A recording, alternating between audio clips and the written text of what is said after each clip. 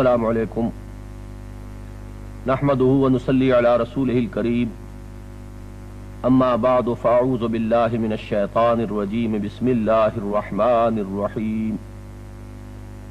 هو الذی ارسل رسولہ بالہدی ودین الحق لیظہرہ علی الدین کلہ وکفی باللہ شہیدا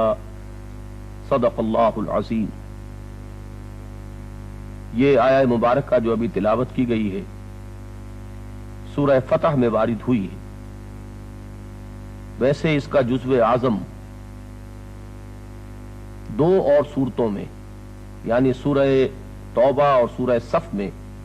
بعین ہی انہی الفاظ میں آیا ہے، هو الذی ارسل رسولہ بالہدی ودین الحق لیظہرہ علی الدین کلہ۔ تین مقامات پر ایک مضمون کا دہرایا قرآن حکیم میں یقیناً ان الفاظ کی اہمیت پر دلالت کرتا ہے۔ امام الہند حضرت شاہ ولی اللہ دہلوی رحمۃ اللہ علیہ نے اس آیہ مبارکہ کو پورے قرآن مجید کا عمود قرار دیا ہے، یعنی یہ وہ مرکزی خیال ہے جس کے گرد قرآن حکیم کے تمام مضامین گھومتے ہیں۔ اور واقعہ یہ ہے کہ ذرا غور کیا جائے تو یہ حقیقت سامنے آ جائے گی کہ سیرت محمدی علی صاحب الصلاۃ والسلام کے ضمن میں تو یقیناً یہ الفاظ مبارکہ کلید کا درجہ رکھتے ہیں کہ انہی کے فہم پر دار و مدار ہے اس کا کہ ہم اس بات کو سمجھ سکیں کہ انبیاء اور رسل کی مقدس جماعت میں محمد الرسول اللہ صلی اللہ علیہ وسلم کا امتیازی مقام کیا ہے، اس لیے کہ یہ الفاظ حضور صلی اللہ علیہ وسلم کے لیے قرآن حکیم میں 3 مرتبہ آ رہے ہیں، جبکہ نہ صرف یہ کہ یہ الفاظ بعین ہی بلکہ اس کے قریب المفہوم الفاظ بھی کسی دوسرے نبی یا رسول کے لیے قرآن حکیم میں وارد نہیں ہوئے۔ ذرا ان پر توجہ کو مرتکز کیجئے۔ ترجمہ یہ ہے، وہی ہے اللہ جس نے بھیجا اپنے رسول کو صلی اللہ علیہ وسلم الہدا کے ساتھ اور دین حق دے کر تاکہ غالب کر دیں اس کو پورے کے پورے دین پر، اور کافی ہے اللہ بطور گواہ۔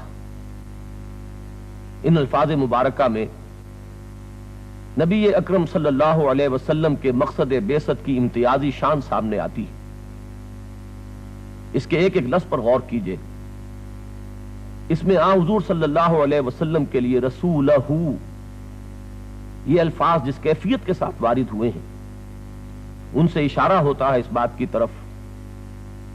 کہ بقیہ انبیاء اور رسول کی نسبتیں اور ان کی امتیازی حیثیات کچھ دوسری ہیں۔ مثلا حضرت آدم صفی اللہ ہیں،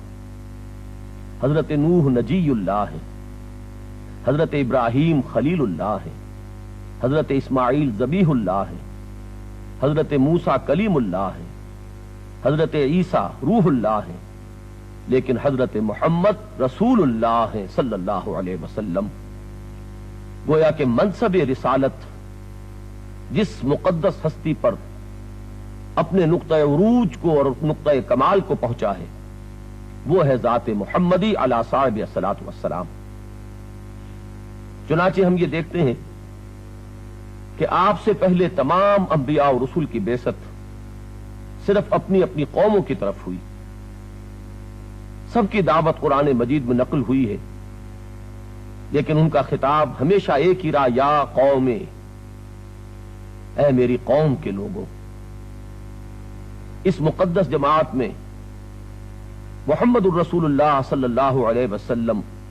وہ پہلے اور آخری نبی اور رسول ہیں جن کا خطاب پوری نوع انسانی سے ہے بحیثیت نوع انسانی۔ چنانچہ قرآن مجید میں بھی بار بار الفاظ آئیں گے، یا ایھا الناس، اے لوگوں۔ خود حضور صلی اللہ علیہ وسلم اپنی زبان مبارک سے ارشاد فرماتے ہیں، یہ الفاظ آپ کے خطبے میں وارد ہوئے ہیں جس کو نہج البلاغہ کے مصنف نے نقل کیا ہے۔ اس کی روح سے حضور فرماتے ہیں انی لرسول اللہ الیکم خاصۃ والی الناس کافۃ، اے قریش میں اللہ کا رسول ہوں تمہاری طرف بالخصوص اور پوری نوع انسانی کی طرف بالعموم۔ قرآن مجید میں بھی یہ مضمون آیا، چنانچہ فرمایا گیا وما ارسلناک الا کافۃ للناس بشیرا ونذیرا، اے محمد صلی اللہ علیہ وسلم ہم نے نہیں بھیجا آپ کو مگر پوری نوع انسانی کے لیے بشیر اور نذیر بنا کر، اور یہی مفہوم ہے اس آیہ مبارکہ کا وما ارسلناک الا رحمۃ للعالمین۔ تو جان لیجئے کہ یہ خصوصیت ہے محمد الرسول اللہ صلی اللہ علیہ وسلم کی کہ آپ کی بعثت ہے پوری نوع انسانی کی جانب، اور یہ اصل میں اس لیے کہ آپ سے پہلے واقعتاً دنیا میں مینز آف کمیونیکیشن، ذرائع رسل و رسائل ایسے نہ تھے کہ کسی ایک نبی یا رسول کی دعوت پر پوری نوع انسانی کو جمع کیا جا سکتا۔ جو ارتقاء ہوا ہے اس میدان میں مادی وسائل و ذرائع کے سلسلے میں، اسی کا یہ نتیجہ ہے کہ اب اس رسالت کاملہ کا ظہور ہو جس کی دعوت ہو پوری نوع انسانی کے لیے بیک وقت، اور جو مبعوث ہوں الی الاسود والاحمر تمام انسانوں کی جانب، خواہ وہ افریقہ کے سیاہ فام لوگ ہوں،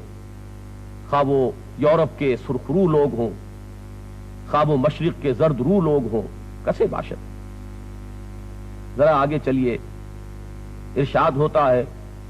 هو الذی ارسل رسولہ بالہدی، الہدا سے یہاں مراد قرآن حکیم ہے جو ہدایت تامہ ہے، ہدایت کاملہ ہے، جو ہدی للناس ہے، ہدی للمتقین ہے۔ اس کے ضمن میں بھی ایک بات نوٹ فرما لیں، ہمارا ایمان ہے تورات بھی اللہ کی کتاب تھی، انجیل بھی اللہ کی کتاب تھی، حضرت داؤد علیہ السلام کو زبور بھی اللہ نے عطا فرمائی تھی، بلکہ قرآن سے تو معلوم ہوتا ہے کہ حضرت ابراہیم علیہ السلام کو بھی صحیفے عطا فرمائے گئے تھے، لیکن یہ کہ ان میں سے کسی کی حفاظت کا ذمہ اللہ نے نہیں لیا۔ ان میں سے بعض کتابیں تو دنیا سے ناپید ہو گئیں، صحف ابراہیم کا اب کہیں کوئی وجود نہیں، اور بعض کتابیں جو موجود ہیں ان کے بارے میں ان کے ماننے والے بھی یہ دعویٰ نہیں کر سکتے کہ وہ اپنی اصل صورت میں موجود ہیں، لیکن قرآن مجید کا اللہ تعالیٰ نے خود ذمہ لیا اس کی حفاظت کا، انا نحن نزلنا الذکر وانا لہ لحافظون، ہم نے ہی اس ذکر کو نازل کیا ہے اور ہم ہی اس کی حفاظت کرنے والے ہیں۔ اس کی وجہ بھی سمجھ لیجئے، سابقہ کتابیں در حقیقت اسی کتاب ہدایت کے ابتدائی ایڈیشنز تھے، جس کتاب ہدایت کا آخری اور مکمل ایڈیشن ہے قرآن حکیم۔ جس طرح انسان کے مادی ذرائع وسائل نے ارتقائی مراحل طے کیے، اسی طرح انسان کا ذہن اور شعور کا معاملہ بھی ارتقاء پذیر رہا۔ انسان جب اپنے عقلی بلوغ کو پہنچا، اپنی عقلی اور ذہنی اور فکری صلاحیتوں کے اعتبار سے میچور ہوا، تو یہ وہ وقت تھا کہ اب اسے ہدایت تامہ، ہدایت کاملہ، ابدی ہدایت دے دی جائے، اور اسی کی حفاظت کی بھی ضرورت تھی، اس لیے کہ اس سے پہلے کی کتابیں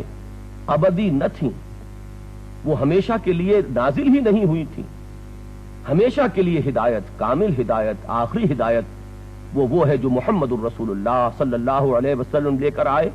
اور اس کی ہدایت کا ذمہ اللہ نے خود لے لیا۔ ذرا آگے چلیے،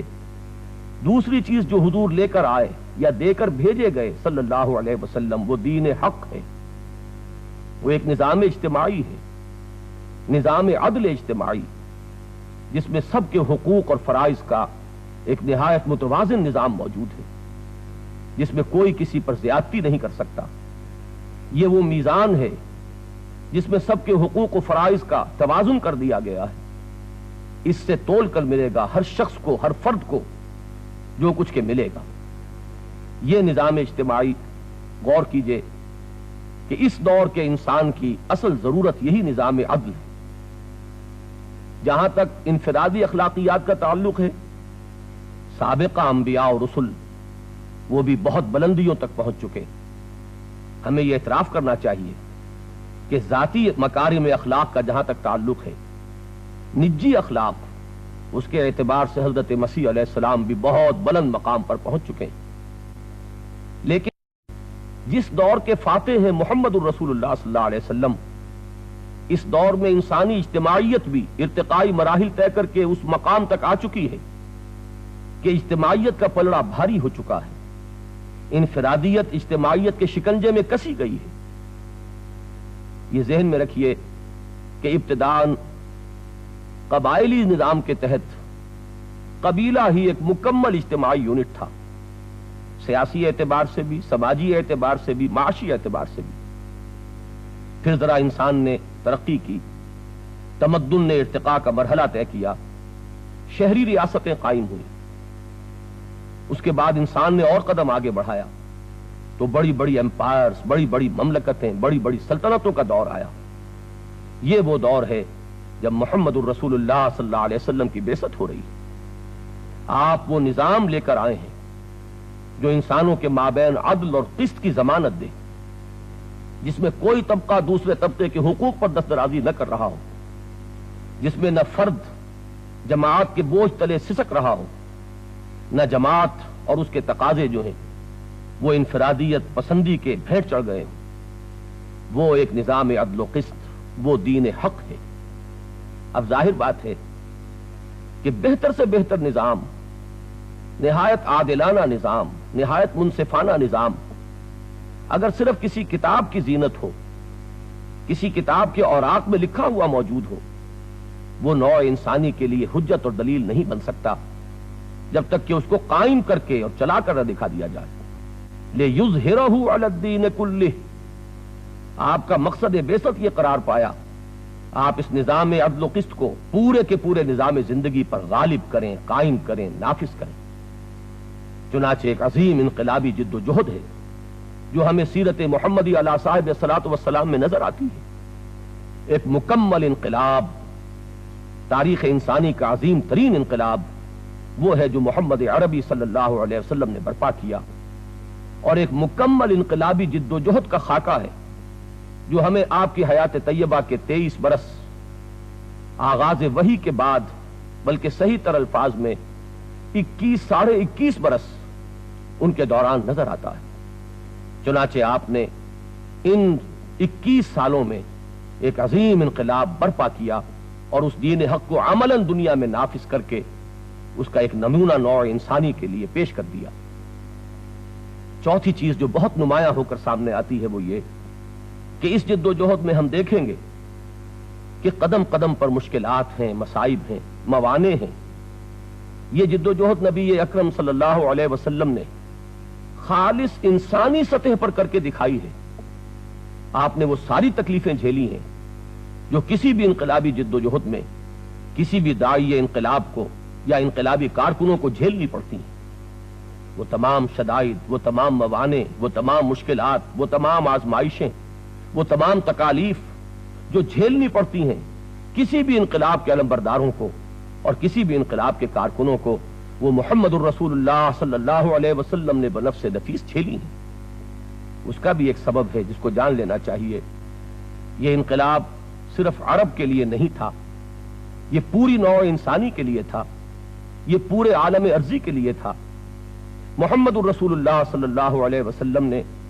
جزیرہ نما عرب کی حد تک اس کی تکمیل فرما دی، اور اس کے بعد عالمی سطح پر اس کی تکمیل کا فریضہ امت کے حوالے کر کے آپ نے اللہم فی الرفیق الاعلیٰ کہتے ہوئے رفیق اعلیٰ جل و شانہ کی طرف مراجعت اختیار فرما لی۔ اب ظاہر ہے کہ بعد میں اس انقلاب کی تکمیل جن لوگوں کو کرنی تھی انہیں خالص انسانی اور بشری سطح پر اس فرض منصبی کو ادا کرنا تھا۔ لہذا محمد الرسول اللہ صلی اللہ علیہ وسلم اس کے باوجود کہ اس میں کوئی شک نہیں کہ آپ محبوب رب العالمین ہیں، اللہ چاہتا وہ علی کل شیء قدیر ہے، وہ چاہتا تو اپنے محبوب کے پاؤں میں کانٹا تک چبھنے نہ دیتا اور آپ کا فرض منصبی بھی مکمل ہو جاتا، لیکن فی الواقع ایسا نہیں ہوا۔ حضور نے ساری مصیبتیں جھیل کر، ساری تکلیفیں برداشت کر کے امت پر ہمیشہ کے لیے ایک حجت قائم کر دی ہے کہ میں نے اللہ کے اس دین کو، اس دین حق کو اگر غالب کیا اور نافذ کیا تو تمام مصیبتیں جھیل کر، تمام قربانیاں دے کر، تمام مشکلات سے عہدہ برا ہو کر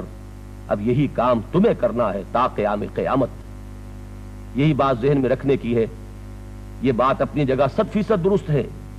کہ نبی اکرم صلی اللہ علیہ وسلم کی سیرت مطہرہ میں تمام انبیاء اور رسول کے محاسن جمع ہیں.